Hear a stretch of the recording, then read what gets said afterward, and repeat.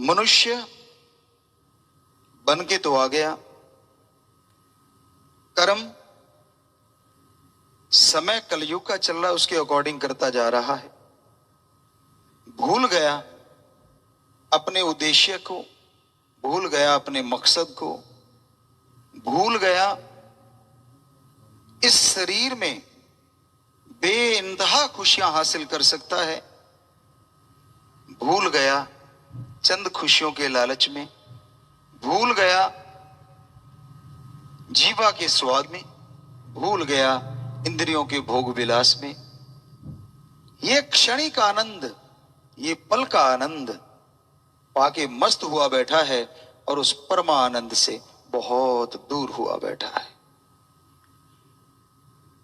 परमानंद उस ओम हरि अल्लाह वाहिगुरु गौड़ खुदा रब की भक्ति इबादत से मिलता है। ऐसा क्या है उसमें जिसके लिए कह रहे हैं हम कि आप भूल गए हैं, क्षणिक आनंद में, पल के भोग विलास में, जीवा के स्वाद में खो गए हैं। तो उसमें ऐसा क्या है? आमतौर पे दुनिया में इंसान का अलग अलग टेस्ट होता है, स्वाद होता है। किसी को नमकीन बढ़िया लगता है, किसी को मीठा बढ़िया लगता है, कई कड़बे में मरे पड़े हैं। अलग अलग स्वाद, किसी को इंद्रियों का भोग विलास, उनके लिए कोई रिश्ते ही नहीं रहते, उनकी निगाहें बुरा ही ताकती रहती हैं। अलग अलग स्वादों में दुनिया पड़ी हुई है। ऐसा नहीं है कि सबको एक जैसा ही चीज भाती हो। कई सगे भाई भी होते हैं, उनको भी अलग अलग चीजें पसंद होती हैं। लेकिन ये हम आपको गारंटी देते हैं, जो ओम हरि अल्लाह वाहिगुरु गौड़ खुदा रब की धुर की बाणी अनहद नाच, बांगे इलाही मेथड ऑफ मेडिटेशन से प्राप्त की हुई गॉड्स वॉइस एंड लाइट, वो जो आवाज है, वो जो रोशनी है, वो जो परमानंद जिसे हम कह रहे हैं, दुनिया में किसी को चाहे कोई भी स्वाद क्यों ना पसंद हो, अगर आप उससे जुड़ते हैं, जो आपको स्वाद पसंद है, उस परमानंद में इससे अरबों खरबों गुना ज्यादा आपको स्वाद आएगा और हर किसी को आएगा। और वो स्वाद परमानेंटली है, ये आप बड़ा टेम्परेरी है। रसगुल्ला स्वाद है, मुंह में डाला, खाया, जब तक चीनी है साथ स्वाद आता रहता है, थोड़ी देर बाद मुंह बकबका हो जाता है। ऐसे ही हर स्वाद का हाल है, क्षणिक, कुछ पलों के लिए, कुछ मिनटों के लिए, उसके बाद स्वादहीन हो जाती जीवा, स्वादहीन हो जाता है। लेकिन जिस परमानंद की हम बात कर रहे हैं, अगर उसे चख लिया जाए, उससे पा लिया जाए, महसूस कर लिया जाए, एक बार वो राम नाम का स्वाद जीवा पे आ गया, ता उम्र रहेगा और ऐसी खुशी देता रहेगा जिसकी आपने कभी कल्पना भी नहीं करी। वो टेम्परेरी नहीं। आप दुनिया में कोई भी काम धंधा करते हैं, बिजनेस व्यापार करते हैं, किस लिए करते हैं? अपने शरीर के लिए, बाल बच्चों के लिए, और किसी चीज के लिए तो नहीं करते आप। हाँ, सत्संगी जो हैं वो परहित परमार्थ करते हैं, ये तो बेमिसाल है, ये तो बात ही अलग है। लेकिन इनके अलावा दुनिया में तो यही मकसद होता है, या तो शरीर के लिए, या फिर औलाद के लिए, मां बाप के लिए। अब कम होता जा रहा है सौदा। तो ये सारे कर्म आप करते रहते हैं और इन कर्मों से आपको लगता है कि जीवन जीने का उद्देश्य पूरा हो रहा है, मकसद हमारा यही है। नहीं, आप भूल गए हैं। ये जो आप दुनिया में मस्त हुए बैठे हैं, ये तो धीरे धीरे छूटता जाएगा। कोई आज साथ छोड़ गया, कोई कल साथ छोड़ गया। जब तक खिलाओ पिलाओगे अपने हैं, मुट्ठी बंद हुई नहीं निकल बार। आप जानते हैं स्वार्थ गर्ज हावी हो गया है, तो आपने इसको मकसद बना रखा है, जबकि ये नहीं। मनुष्य शरीर का सबसे बड़ा मकसद है उस शक्ति को पाना, उस ताकत को पाना जो सबको बनाने वाली है, जो सब कुछ देने वाली है। उसकी तरफ तो ध्यान ही नहीं है। आप इसी में खो गए हैं, इसी के हो गए हैं। हम नहीं कहते कि बच्चों के लिए ना करो, हम नहीं कहते कि शरीर के लिए ना करो, पर अगर लाभ ही लेना है तो क्यों ना ऐसा सौदा किया जाए जिस पे कुछ इन्वेस्ट नहीं करना, आपने लगाना कुछ नहीं है, बस थोड़ा सा समय चाहिए आपका। और यकीन मानिए जो भी बिजनेस व्यापार आप लाभ के लिए कर रहे हैं, फायदे के लिए कर रहे हैं, उससे लाखों करोड़ों गुना बढ़ के आपको लाभ मिलना शुरू हो जाएगा। क्योंकि हर बिजनेस, खेती बाड़ी कॉन्फिडेंस से आती है, आत्मबल, विश्वास से ही बात बनती है। अब जमींदार का ले लीजिए, बेचारे का दुकान पे जाएगा, दुकानदार से बात करेगा, वो कहता है जी ये गेहूं ले जाओ, 60 मन निकलेगी, 70 मन निकलेगी, 80 मन निकलेगी। तो क्या सूंघ के, खा के, देख के बता सकते हो कि वो बीज वाकई इतना निकलेगा? नहीं बता सकते, क्योंकि हम ये सारा कर्म करते हैं, करते रहे हैं। लेकिन यकीन करना पड़ता है उस दुकानदार पे कि भाई ठीक है, अगला ये कह रहा है, या सुनी सुनाई बातों पे, क्योंकि लोग बताते हैं कि ये फला नंबर की किस्म इतना झाड़ देती है, फला नंबर की किस्म इतना झाड़ देती है। यकीन किया, बीज बो दिया। अब ये थोड़ा ना कि उसी टाइम ही जेब में आ जाएगा सारा कुछ। ये तो बेचारा किसान जानता है कितनी मेहनत, कितना कुछ करना पड़ता है। और जब बिल्कुल पक्के तैयार हो जाती है राम जी का, तब पता नहीं कब बेड़ा साफ कर दे, फसलें खराब हो जाती हैं, किसान बर्बाद हो जाता है। पर हम आपको यही तो, इसका हल ही तो बता रहे हैं। आप ऐसे बिजनेस व्यापार किया, मंदी आ गई बाजार में, और जो पैसे लगाए थे सारे डूब गए। तो इन सब का सॉल्यूशन आपको बताना चाहते हैं कि आप राम का नाम जपें, ओम हरि अल्लाह वाहिगुरु गौड़ खुदा रब की भक्ति करें। उससे ये जो आप बिजनेस व्यापार खेती बाड़ी करते हैं, इनमें भी फायदा होगा और शरीर का भी बहुत फायदा होगा और आत्मिक सुख मिलेगा। पतझड़ में बहार लगती है, कब लगती है? जब शरीर तंदुरुस्त हो और दिमाग खुश हो। बहार भी पतझड़ लगती है जब दिमाग में टेंशन भरी हो और शरीर बीमारियों से घिरा हो। कितनी बहार आ जाए ऐसे लगेगा पतझड़ है। तो जब शरीर में तंदुरुस्ती होगी और टेंशन फ्री होगा दिमाग, जब दिमाग में आत्मबल परिपूर्ण होगा, तो आपके शरीर में पतझड़ भी बहार लगेगी। और जब बहार लगेगी, बहार में जो बीज बोया जाता है वो फलता फूलता है। सूखे में बोई हुई कोई चीज उगती नहीं। ऐसे थोड़ा ना बरसात को उड़ीकते रहते हैं लोग, बस सभी सही समय पे आ जाए। लेकिन आजकल गड़बड़ हो रही है, जब नहीं चाहिए जब आती है, और जब चाहिए तब आती नहीं। ये क्यों होता है? ऐसा क्यों हो रहा है? इस पे भी बात करेंगे अपने। ऐसा तब होता है, मालिक ऐसा करे ना, मालिक से दुआ है सतगुरु मौला से, ये परिवर्तन तब आते हैं जब परले की तरफ दुनिया बढ़ रही होती है। बड़ी दुखद बात है, जनसंख्या का विस्फोट होने को तैयार है। इतने बच्चे बढ़ते जा रहे हैं, जनसंख्या इतनी होती जा रही है, पूछो मत। पानी धरती में नीचे गायब होता जा रहा है। कैंसर, बड़ी भयानक बीमारियां कई एरिया में छाती जा रही हैं।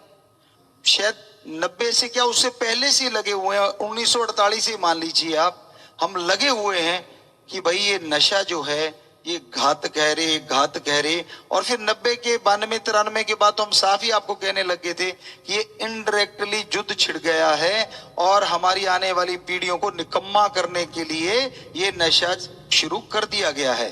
तो आज क्या मैदानी इलाका और क्या आसमानी इलाका और क्या समुद्र के किनारे, सब जगह नशे ने पांव पसारे और बुरा हाल हो रहा है। समाज में ज्यादातर लोग इससे दुखी हैं, लोग मर रहे हैं नशा कर करके, क्योंकि उसमें केमिकल की मात्रा ज्यादा है, बेइंतहा ज्यादा है। आदत पड़ जाती है बंदे को और फिर वो बर्बाद होता चला जाता है। और ये मरता बड़ा जल्दी है इंसान से। कई कहते नहीं, भगवान ने जो उम्र लिखी थी, उम्र नहीं लिखी, उतने श्वास लिखे हैं। लिखिए तेरे श्वास की रास। तो नशे से 1 मिनट में 16-18 लेने की जगह 30-32 ले लेते हो और 100 साल की उम्र की जगह 50 में बेड़ा पार हो जाता है। 75 वाले 70 वाले का 35 में पार हो जाता है, 50 वाले का 25 में। तो इस तरह से आप अपने आप को बर्बाद कर रहे हैं। तो ये निशानियां जो आ रही हैं बड़ी डरावनी हैं, बड़ी घातक हैं। ओम हरि अल्लाह वाहिगुरु राम से दुआ प्रार्थना अरदास है कि मालिक तू रोके तो रोके, वरना आज ये गंदगी खाने से, ड्रग से, बुराई करने से आज का इंसान बाज नहीं आ रहा, हट ही नहीं रहा, किसी के रोकने से रुक नहीं रहा। माँ बाप रोकते हैं तो भद्दे लगते हैं, गंदे लगते हैं कि ये क्यों रोकते हैं मुझे नशा करने से।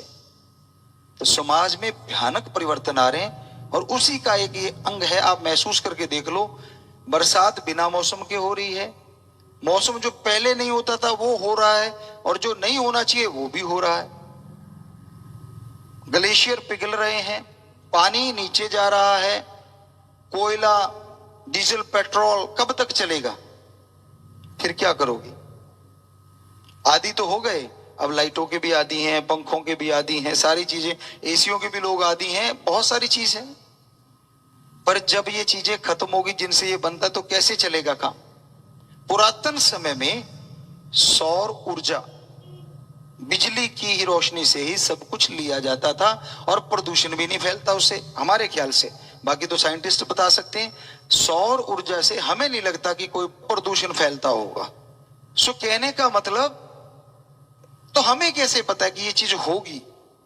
फीलिंग आ रही है, वो महसूस हो रहा है कि कहीं साइकिल ही फिर सबसे बढ़िया सवारी ना हो जाए, कहीं तत्ता तत्ता फिर से ना होने लग जाए। पंजाब वाले हो और इधर वाले भाई झोटा बुकी वाले हो, राजस्थान ऊंट गाड़ी वालों।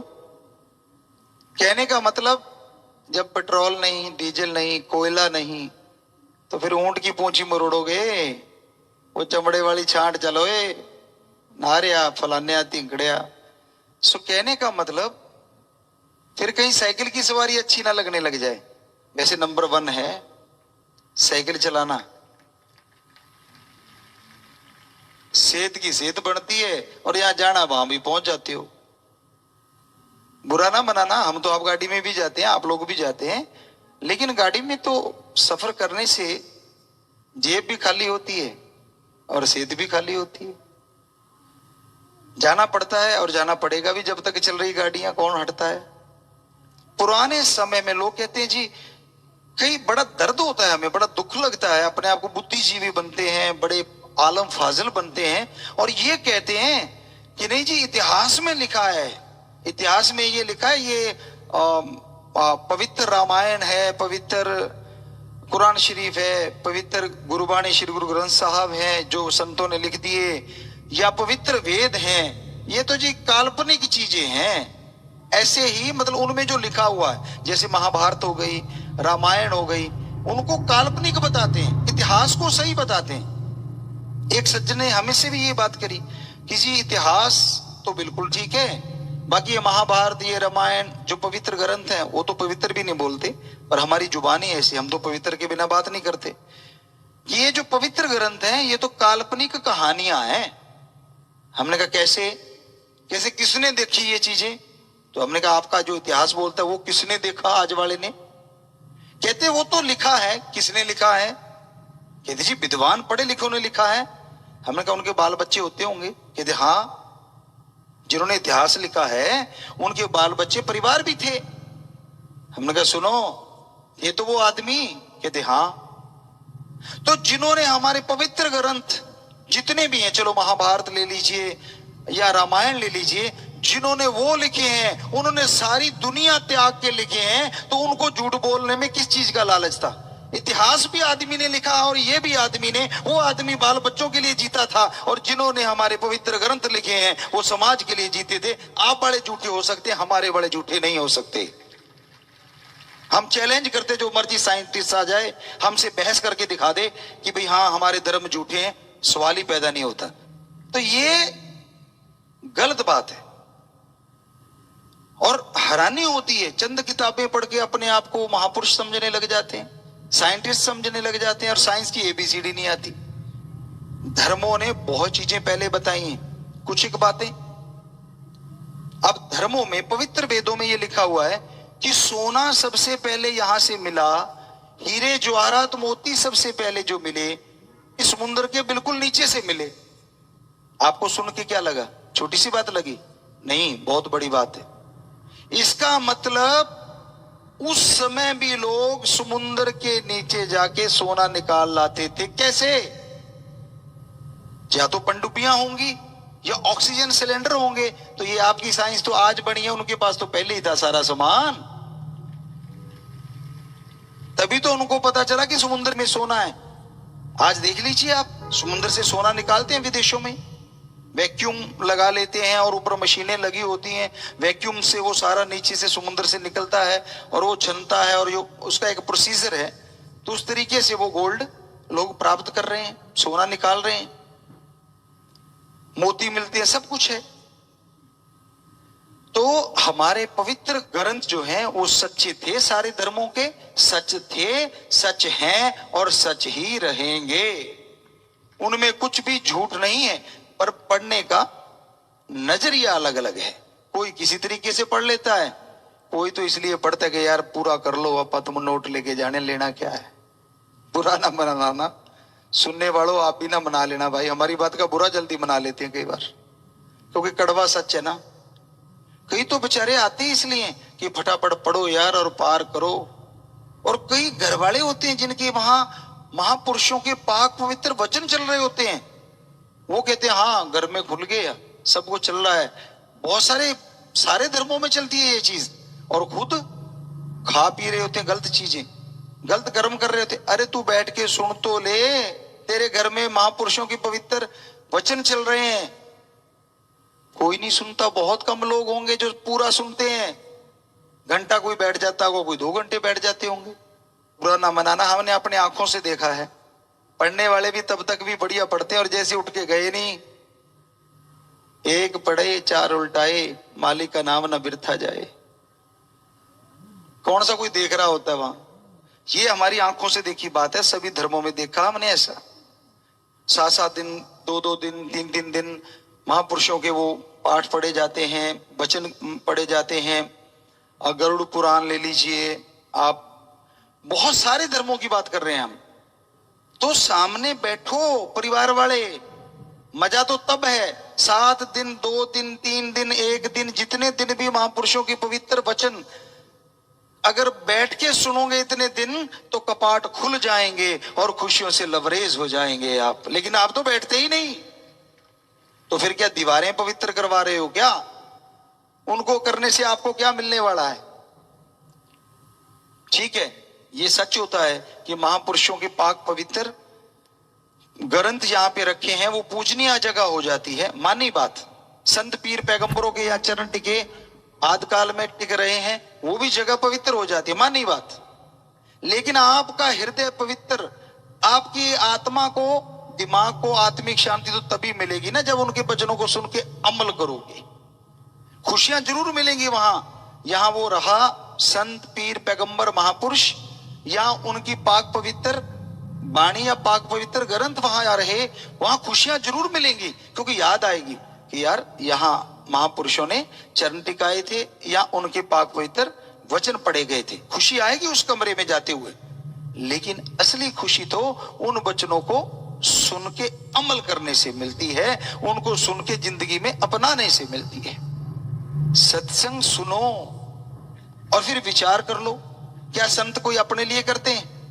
इतिहासकारों ने तो अपने लिए भी बहुत कुछ किया, इतिहास भी लिखते रहे और अपने लिए कमाते रहे। और हमारे संत पीर पैगंबर सारी दुनिया से विरक्त हो गए, अलग जाके उन्होंने पवित्र ग्रंथों की रचना करी, दुनिया त्याग दी, परिवार त्याग दिए।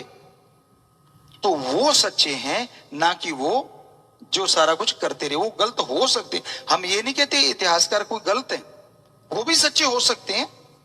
लेकिन अगर आप तुलना करना चाहोगे आपस में, तो तुलनात्मक रूप में संत 100% सच्चे हैं, उनका हम कोई गारंटी नहीं ले सकते भाई। कहीं ना कहीं त्रुटि हो सकती है उनसे। संतों से जो हमारे पवित्र वचन उन्होंने लिखे सारे धर्मों में, उन्होंने कोई गलती नहीं करी, सवाल ही पैदा नहीं होता। तो अपने आप में विचार कीजिए। सारी जिंदगी लगा दी कोल्लू वाले बैल की तरह, खाते रहे, पीते रहे, सोते रहे, कपड़े बदलते रहे। क्या ये एक रूटीन सा नहीं बना हुआ, रोबोट की मशीन की तरह? क्या इसके अलावा दुनिया नहीं है? क्या इसके अलावा जिंदगी नहीं है? बहुत कुछ है जिंदगी में अनुभव करने के लिए। और सबसे बड़ी चीज, आदमी चाहता है कि मैं तरक्की करूं, बड़ी बड़ी चीजों को हासिल करूं, तो क्या राम से बड़ा कोई हो सकता है? कैसे? ओम हरि अल्लाह वाहिगुरु से कोई बड़ा हो सकता है? कैसे? पहली बात का हमें कोई भी साइंटिस्ट जवाब दे दे कि वो एक है पर कण कण में रहता है, कैसे रहता है ये बता दीजिए। एक है पर हर जगह रहता है, तो क्या इच्छा नहीं होती कि उसको देखें यार, वो कैसा है जो एक होते हुए सबके अंदर भी रहता है, बाहर भी रहता है? इच्छा तो होती है ना। पर वो है ना, पंजाबी जी कहते यार कौन मत्था मारे, मतलब कौन टाइम लगाए। अच्छा बच्चे पैदा कर लिए, खा पी लिया, उसमें तूने मत्था नहीं मारा? और उससे क्या निचोड़ निकाला तूने? क्या मिल गया? कौन सा तगमा ले रहा है जो तू पूरे वर्ल्ड को दिखा देगा? ठीक है, एक रीत है, या यूं कह लीजिए प्रभु की बनाई एक रस्म है कि परिवार आगे से आगे बढ़ते जाते हैं। ये उनकी कुदरत है और होना भी चाहिए, इसको रोकना नहीं है। पर हमारा यहां कहने का तात्पर्य है कि इसके अलावा भी आप वो कर सकते हैं जो ना पशु पक्षी परिंदे 84 लाख जोनियों में सिर्फ मनुष्य कर सकता है, और कोई उसे नहीं कर सकता। तो अगर आप फिर भी खाली हाथ चले गए तो भाई आप में और उनमें क्या फर्क रह गया, पशुओं में? तो इसलिए बेप्रवाह जी सच्चे दाता रहबर ने, शास्त्र नाम शाह मस्तान ने फरमाया, आके सत्संग में विचार कर ले, विचार कर, सोच कि तू क्या कर रहा है, किधर जा रहा है, और मानस जन्म का उद्धार कर ले। मोक्ष मुक्ति का मौका मिला है, जीते जी उसको देख सकता है जो सुप्रीम पावर है, जो एक ओंकार है, जो ओम है, सर्वशक्तिमान ला इलाहा इल्लल्लाह, जो एक अल्लाह ताला है। क्या तेरा देखने को दिल नहीं करता? कहते जी वो तो दिखता ही नहीं। दिखता है तो बताओ वो कैसा है? अरे भाई, क्या आप बता सकते हैं सूरज किस जैसा है? क्या आप बता सकते हैं चंद्रमा किस जैसा है? कोई नहीं बता सकता। जब उसके बनाए चंद्रमा सूरज की तुलना नहीं हो सकती, तो उस ओम हरि अल्लाह वाहिगुरु राम की तुलना किससे करें और कैसे करें? अपने एक आम कल्चर में कहावत है हमारे सारे भाषा बोलने वालों में, लाइट है ना, अंधेरा हो रात को, बड़ी लाइट एकदम जल जाए, क्या कहते हैं? यार दिन से निकल आया, सूरज से चढ़ गया। पर सूरज की तुलना किससे करोगे ये बताओ? कभी करी है सूरज की तुलना? हो ही नहीं सकती, कोई शब्द ही नहीं है उसके बराबर। जिसके बराबर का कोई ना हो उसकी तुलना करेंगे तो करेंगे किससे? तो जो ऐसे लाखों चंद्रमा सूरज नक्षत्र ग्रह बनाने वाला है, उस ओम हरि अल्लाह वाहिगुरु गॉड की तुलना नहीं हो सकती। उसे देख सकते हो, उसे सुन सकते हो, उसे महसूस कर सकते हो, पर आप लिख बोल के उस ओम हरि अल्लाह वाहिगुरु को ना कोई बता पाया और ना कोई बता सकता है। पर देख सकते हो, ये हमारी गारंटी है। गारंटी क्यों है? क्योंकि हमने खुद सारा कुछ महसूस किया है। तो अगर हम कर सकते हैं एक इंसान होते हुए, तो आप इंसान होते हुए क्यों नहीं कर सकते? कर सकते हैं आप। लेकिन आपके अंदर एक जज्बा होना चाहिए, एक जुनून होना चाहिए, आपके अंदर एक भावना होनी चाहिए, एक लगन होनी चाहिए कि हाँ, मैंने उस परमपिता परमात्मा को देखना है। जब ये जुनून जाग जाएगा तो हो सकता है वो 24 घंटे में ही मिल जाए, क्या पता। बात जुनून की है, बात इश्क जगाने की है। अरे दुनियावी इश्क कर करके सफेद हो गए, कभी तो अल्लाह राम वाहिगुरु यार से करके देख लो। इधर वाले में क्या खट्टा क्या पाया, पता नहीं कितना कुछ गवाया उसके बदले। और उस यार को एक बार देख के तो देखो, ऐसा नजारा आएगा, ऐसा नजारा आएगा, पश्चाताप हो जाएगा, यार मैंने जिंदगी ऐसी क्यों गुजार दी। पर अगर आप भक्ति करोगे तो, अगर आप असूलों पे रहोगे तो, ये नहीं हो सकता बुराइयां भी करते रहो और भक्ति भी करते रहो और भगवान क्यों नहीं मिला। बाद में कहते गुरु जी जोर तो लगाया था, मिला तो है नहीं। अरे जितनी भक्ति करी उतनी बराबर बुराइयां करी, तकड़ी बराबर होगी, सौदा खत्म, जैसा था वैसे ही रह गया। पर यह है कि गई भक्ति कभी खाली नहीं जाती। सत्संग में अगर चल के आ गए हो तो बनी बनाई भक्ति मिलती है। कौन से वाली? आपके रोग काट देगी, आपकी परेशानियां दूर कर देगी, आपके बिजनेस व्यापार में फायदा हो जाएगा, आपके बाल बच्चों की तंदुरुस्ती आ जाएगी, आपको तंदुरुस्ती आ जाएगी। पर अगर सतगुर अल्लाह राम वाहिगुरु गौड़ खुदा रब यार से मिलना है तो उसके लिए तो फिर सुमरन और सेवा पे ध्यान देना ही पड़ेगा, अगर उसको देखना है। सत्संग डायरेक्ट इनडायरेक्ट दर्शन करवा सकती है, यह भी सच है, क्योंकि वो निराकार है, उसकी आवाज जैसी आवाज नहीं, उसके जैसा कोई दूसरा है ही नहीं। लेकिन अगर अपने गुरु पे पूर्ण यकीन कर लो, सत्संग सुनते रहो, वचनों पे पक्के रहो, तो हो सकता है वो आपको सपने में या वैसे आके आपके गुरु के रूप में दर्शन दे दे। ये हो सकता है, ये पॉसिबल है सत्संग से भी। और अगर पूरा नूरी स्वरूप देखना चाहते हो तो फिर उसके लिए सेवा और सुमरन करना पड़ेगा। काम वासना क्रोध लोभ मोह अहंकार मन माया को कंट्रोल करना ही पड़ेगा, और कोई शॉर्टकट नहीं है। ये तो बहुत शॉर्टकट है वैसे देखा जाए। पहले लोग सैकड़े साल सुमरन भक्ति इबादत करते थे, उम्रें लंबी होती थी। अब 1 मिनट में 16-18 श्वास लेते, पहले वाले 10 ही लेते थे। तो नेचुरली उनके श्वास जो आज वालों के 100 में पूरे होते हैं, उनके 180 साल में पूरे होते थे। तो लंबी उम्रें होती थी, तो बैठे रहते थे लगातार, बड़ी मुश्किल से राम की प्राप्ति होती थी। लेकिन कलयुग में और तो पता नहीं, शाह सतनाम शाह मस्तान जी ने कमाल कर दी। सिर्फ 2-3 शब्द दिए कि ये ले लो और भक्ति कर लो भाई, 2 महीने घंटा सुबह शाम कर लो, अगर नजारे ना मिले तो कह देना। बताओ इससे आसान और क्या है भाई। माँ के बेटे 2 महीने भी नहीं करना चाहते, वो 2 महीने नहीं बनते, घंटा सुबह शाम ही बनता है। कहता जी आज ये दिन तो मैंने सुमरण कर लिया। अरे दिन क्यों कह रहा है भाई, 15 मिनट सुमरण करके पूरा दिन जोड़ दिया साथ। दिन कैसे हो गया, 15 मिनट किए हैं, दिन तो 12 घंटे का होता है। तो कहने का मतलब घंटा सुबह शाम भी करोगे, हमें लगता है 5 दिन रात ही बनेंगे 2 महीने की, उतना भी करने को तैयार नहीं। फिर कैसे नूरी स्वरूप प्रकट हो, कैसे वो नूर आए चेहरे पे, कैसे सुरूर आए अंदर। हाँ, लगातार सत्संग सुनने से, लगातार सेवा करने से, और परहित परमार्थ तन मन धन, तन दीन दुखियों की मदद में लगाना, धन उनके फायदे में या किसी भी जगह पे जिससे कि सार्वजनिक फायदा हो, सबका भला हो सृष्टि का, वहां पैसा लगाना। और मन संत पीर पैगंबरों की पाक पवित्र वाणी सुनने में, संत पीर फकीरों के वचन सुनने में लगाना। इसे कहते तन मन धन की सेवा। ये करते रहो और सत्संग सुनते रहो, यकीनन यकीनन मालिक आपको नजारे जरूर दिखाएंगे। और आप तो वचन किए, आप लोगों को 1-2 वचन आप हमें दे दो और बदले में समुद्रों के समुद्र खुशियां लूट के ले जाओ। परम पिता परमात्मा ने इंसान को खुद मुख्तियार बनाया है, मर्जी का मालिक बनाया है। 84 लाख शरीर जोनियां हमारे धर्मों में बताई गई हैं। जिसमें वनस्पति है, कीड़े मकोड़े हैं, पक्षी है, जानवर है और इंसान। गंधर्व देवता अलग से उनका चर्चा भी होती है। सर्वश्रेष्ठ मनुष्य को कहा गया सर्वोत्तम, खुद मुख्तियार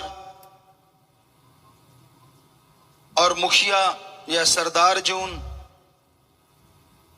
कि सबसे जबरदस्त शरीर प्रभु परमात्मा ने इंसान को बनाया।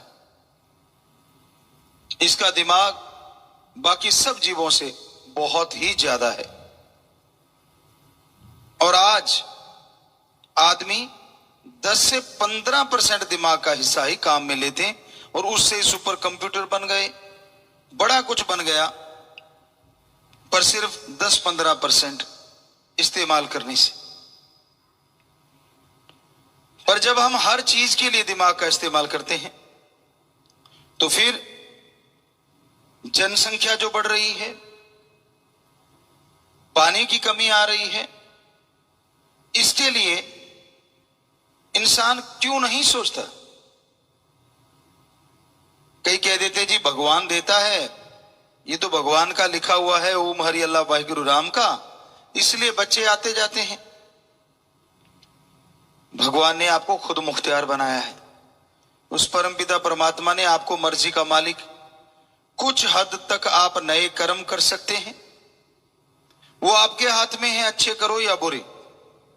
बुरे कर्म करके आप राक्षस शैतान को भी शर्मा सकते हैं और अच्छे कर्म करके आप परमपिता परमात्मा को भी पा सकते हैं। तो उस खुद मुख्तियारी का फायदा उठाते हुए आप उसकी दी हुई कुदरत की चीजों का विनाश ना करें। अब जनसंख्या कंट्रोल का है तो ये किया जा सकता है, अगर आप चाहें तो। ना चाहें तो बात अलग है। और हमने सारे धर्मों के पाक पवित्र ग्रंथ पढ़े, पवित्र गुरबानी पढ़ी, पवित्र कुरान शरीफ पढ़ी, पवित्र हमारे वेदों की चर्चा तो हम शुरुआत से ही करते हैं। तो सारे पवित्र ग्रंथों में, धर्मों में कहीं भी ये जिक्र नहीं है कि बच्चे 5, 10, 15, 20 पैदा करो। संयम का जिक्र मिलता है, संतोष, धन होना चाहिए, संतुष्टि होनी चाहिए, इसका जिक्र मिलता है। तो आप चाहें तो कंट्रोल कर सकते हैं। कितना अच्छा हो कि आपके या तो एक ही हो या फिर 2, इससे ज्यादा ना हो। अच्छा पालन पोषण भी कर पाएंगे, अच्छा पढ़ा लिखा के उसको देश के लिए, समाज के लिए बहुमूल्य बना देंगे। और जितने ज्यादा होंगे, एक तरह से आप समाज के लिए, देश के लिए और संसार के लिए घातक काम कर रहे हैं। तो आप देखेंगे जनसंख्या दिन ब दिन बढ़ती जा रही है, साधन कम होते जा रहे हैं। तो ये 2-3 बातें हमेशा आप दिलो दिमाग में रखें कि प्रकृति हमें देती बहुत कुछ है, पर अगर हम उसका नाश करते हैं तो फिर वो भी कहीं ना कहीं उग्र हो जाती है। पेड़ कट रहे हैं, पहाड़, नदियां खत्म होती जा रही हैं, सिमटती जा रही हैं, या फिर कहीं बाढ़ ही आ रही है। और मौसम बेमौसम हुए पड़ा है। जब सर्दी चाहिए गर्मी है और गर्मी चाहिए सर्दी है। ये सारे बदलाव संकेत देते हैं कि आदमी, खास करके आदमी, कहीं ना कहीं इसका जिम्मेवार है।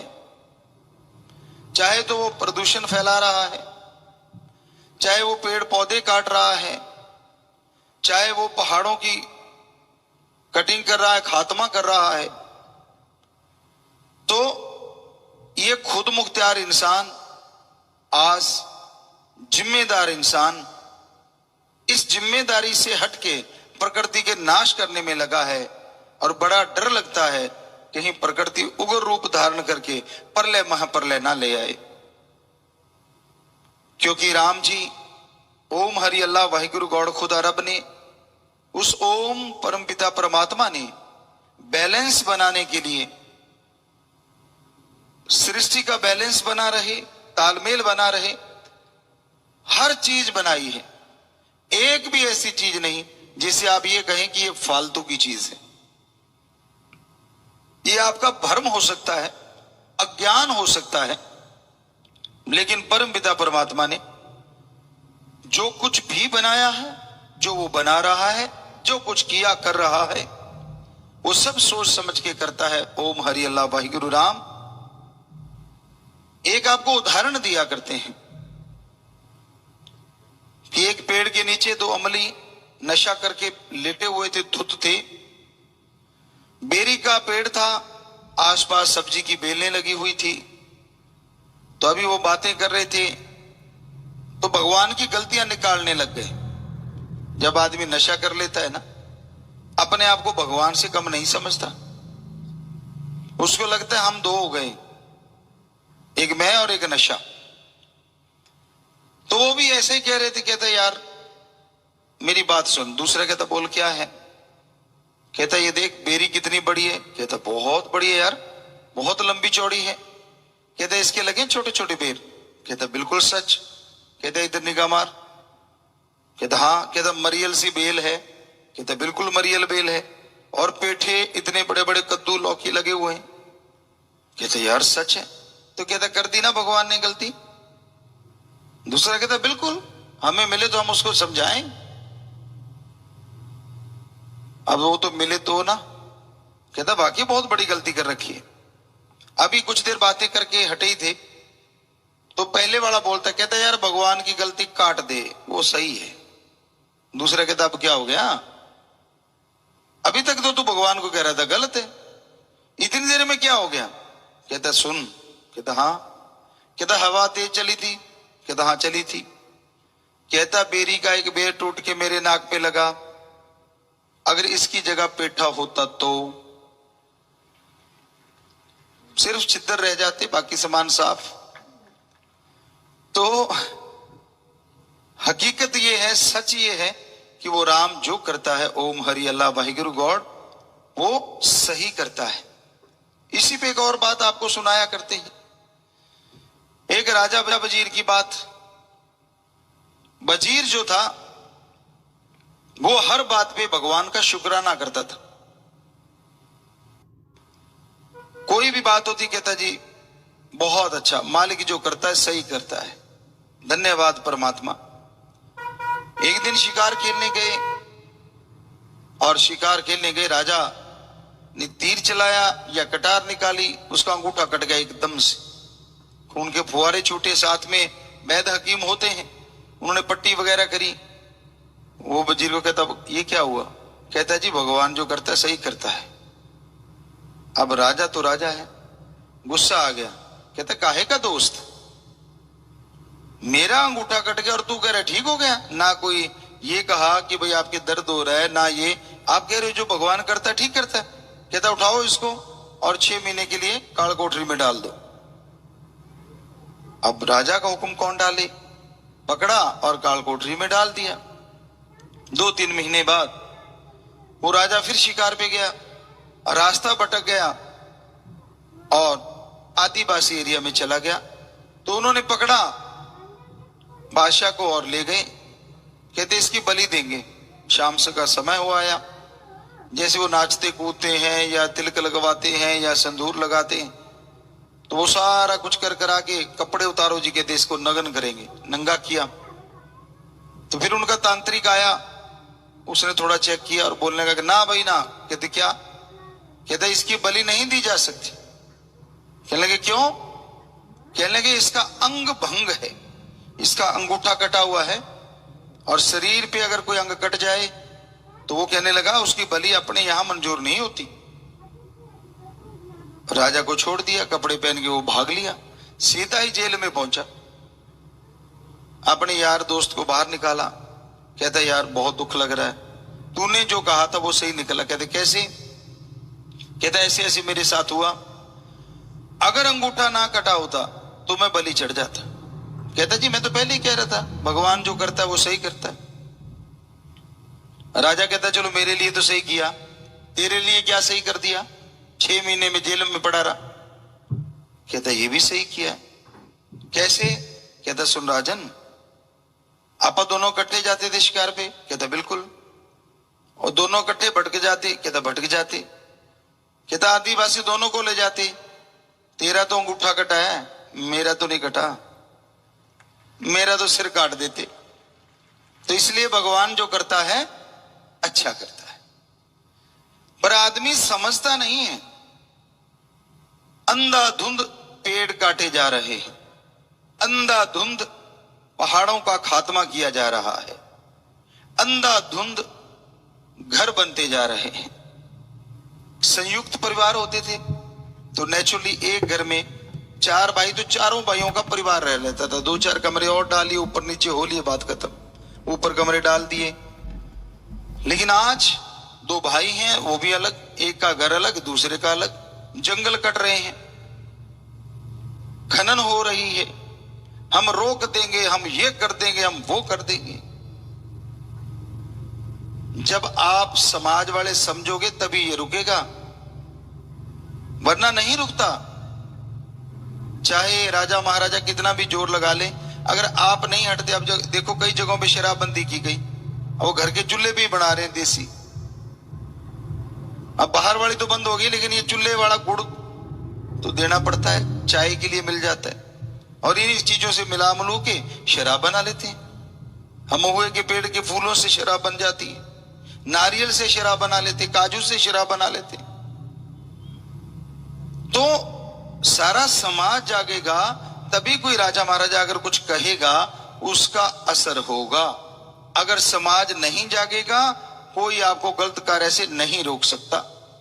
पहले अपने दिमाग को समझाना पड़ेगा कि हाँ हमारी ही बर्बादी होने वाली है, हमारी आने वाली औलाद, हमारी आने वाली पीढ़ियां दुखी होंगी। ये सोचोगे तो पेड़ पौधे नहीं काटोगे, ये सोचोगे तो खनन वगैरह, ये जो पहाड़ खात्मा हो रहा है, प्रकृति ने इसको किसी न किसी वजह से तो बनाया है, ऐसे तो नहीं। तो भाई ये बेहद जरूरी है। हमने पहले भी कहा था और आज भी कह रहे हैं कि भाई एक ही सही और 2 के बाद नहीं, ये आप धारण करके रखें।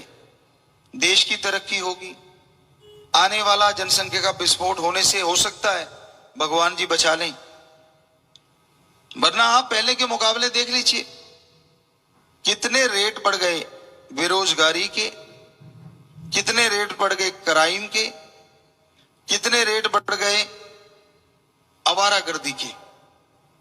तो ये चीजें बढ़ती जाएंगी, क्योंकि इतना कोई भी आपको काम नहीं दे सकता। कहां से देंगे जब पैदा ही एक के 5-5, 7-7 हैं। कईयों को तो गिनती नहीं पता होती, मेरे कितने घर में रह रहे, कितने बाहर घूम रहे, कच्चे में होते हैं। अजीब सा लगता है। हम कई बार सत्संग करने जाते थे ऐसे इलाकों में जिनके 10-10, 12-12 बच्चे, और वहां पहले ही कहते थे कि गाड़ी आराम से चलाना भाई, या खुद तो चलाते थे तो आराम से कर लेते थे। क्यों? वो हॉर्न बजा नहीं, गाड़ियां आई नहीं, और घर से यूं निकलते थे जैसे पूछो मत। और वो सिर्फ कच्चे कच्चे में, कहीं तो वो भी नहीं होता था। अब 12 हैं, अब छोटे छोटे नंबर, फर्क थोड़ा थोड़ा है, साल का फर्क होगा। कि कहते नहीं ये तो मालिक की देन है, हम कौन होते रोकने वाले। तो फिर नाखून क्यों काटते हो भाई? ये भी तो मालिक की देन है, बढ़ने दो। बाल क्यों काटते हो? वो भी बढ़ने दो, वो भी तो आप काटते हो। मालिक की देन तो बहुत कुछ है। पैरों के नाखून इतने बड़े बड़े हो जाएंगे, हाथों के इतने बड़े बड़े हो जाएंगे, और फिर नहाते क्यों? ये कौन सा मालिक ने कहा नहाना है? ये भी मालिक की देन है, शरीर है, चलने दो जैसे चलता है। तब तो आप समझदार हैं, नहाते भी हो, कपड़े भी पहनते हो, नाखून भी काटते हो, खाना भी सही ढंग से अपने तरीके से खाते हो। और बच्चों के टाइम कहते नहीं ये तो मालिक की देन है। आपको दिमाग दिया है, आप कंट्रोल कर सकते हैं। तो चिंता करनी चाहिए। संसाधन कहां से जुटाएगा कोई? कितना भी जोर लगा ले, कितनी भी मशीनरी, किसी भी चीज का प्रयोग कर ले, हर किसी को इतने पैदा करोगे तो रोजगार मिल ही नहीं सकता। रोजगार बनाएंगे कहां से और किस चीज का? क्या रोटी बनाने का रोजगार की बना इनको खिलाओ भाई बना बना के? वो तो घरों में बन जाती है, वो भी खिलाई जाती है, फ्री में अन्न चल रहा है, फ्री में खाना दिया जाता है। लेकिन अब कंट्रोल करना और वश में रखना तो आदमी के हाथ में है। तो आपसे यही गुजारिश है, आज का टॉपिक ही ये है कि आप जितना हो सके इन बच्चों पे कंट्रोल करना है। और बच्चों ने आज बर्न कर लिया है कि एक ही सही और दो के बाद नहीं। तो ये आप ध्यान रखें। हाँ, किसी के भाईजान जुड़वा हो जाता है वो एक अलग चीज है, वो कई बार हो जाता है, ना चाहते हुए भी गड़बड़ हो जाती है। तो वो तो भाई आप अगर पहली बार ही जुड़वा हो गया तो चलो दो हो गए बस, पर दूसरी बार हो गया तो फिर तीन हो जाते हैं। कोशिश करो आप वैसे नॉर्मली एक या दो काफी है, इस पे ध्यान दीजिए। सो प्यारी साथ संगत जियो, ये जरूरी चीजें हैं, क्योंकि जनसंख्या जब तक रुकेगी नहीं देश संसार तरक्की नहीं कर सकता। कई बार कई सज्जनों को कहा कि बकरे मुर्गे नहीं खाने चाहिए, कहते अगर नहीं खाएंगे तो ये बढ़ जाएंगे। तो आप बढ़ रहे हो, उसका भी कोई तरीका बताओ। बकरे मुर्गे का तो आपने सर्टिफिकेट ले रखा है कि हम खाते इसलिए हैं ताकि जनसंख्या कंट्रोल में रहे, जो कि 100% झूठ है। क्योंकि बकरे मुर्गे अगर हैं तो मांसाहारी जीव भी, शेर है, चीता है, बिल्लियां हैं, कुत्ते, पता नहीं कितने जीव जंतु ऐसे हैं जो मांसाहारी हैं। तो आपको फिक्र करने की जरूरत नहीं है। उनको कंट्रोल करने के लिए सिस्टम बना हुआ है। समुद्र में सिस्टम है, छोटी मछली को बड़ी, उससे बड़ी को उससे बड़ी, और उससे बड़ी को उससे बड़ी। तो कंट्रोल में रहता है सारा साजो सामान। पर इंसान तो खुद मुख्तियार हो, खुद कंट्रोल कर सकता है अगर आप जागृत हो जाएं। हालांकि काफी जागृति आई है पहले से, लेकिन आज भी गांव में अगर पहली बेटी हो जाए तो फिर बेटा, दूसरी होगी तो नहीं, जब तक बेटा नहीं तब तक नहीं। बेटियों के नाम भी बदल देते हैं। पंजाबी च कहते अक्को, पुराने टाइम में भी अक गेंद सीता बस कर पाई। और इधर हरियाणा साइड में बहुतेरी, या यूपी साइड में बतेरी या बहुतेरी, मतलब बहुत हो गई। बस खुद नहीं बहुतेरी समझ रहा कि तू बस कर भाई। खुद कहता ना ना इसका नाम रख देते बहुतेरी ताकि लड़की ना आए, अगला लड़का आ जाएगा। तो नाम ही रखना था तो पहली का रख देता, दूसरा लड़का हो जाता।